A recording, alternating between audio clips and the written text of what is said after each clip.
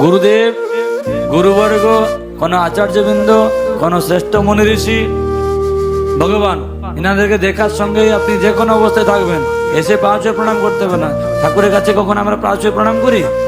তাহলে এখানে যখন ঠাকুর দেখে ফুল দিতে যাই বা অন্যান্য ঠাকুরের কাছে পায়ে হাত দিতে যাই কেন? ঠাকুরকে ছুতে যাই কেন?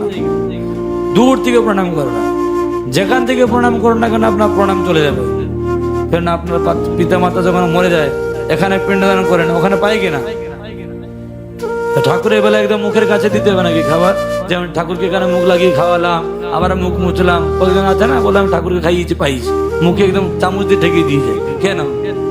চামচ দিয়ে ঠেকালেই হবে নাকি? যেখানে দেখাবেন সেখান দিয়ে খাবে, যার নামে বলবেন সে তার নামে সে খাবে। আপনার পিতা মাতা মরে গেছে, কোনো দেবতা নয়, তাও যদি পিণ্ডদান করলে দূর থেকে সে খেতে পারে, তাহলে আপনার কল্যাণ হতে পারে, তো ভগবান কেন খাবে না দূর থেকে?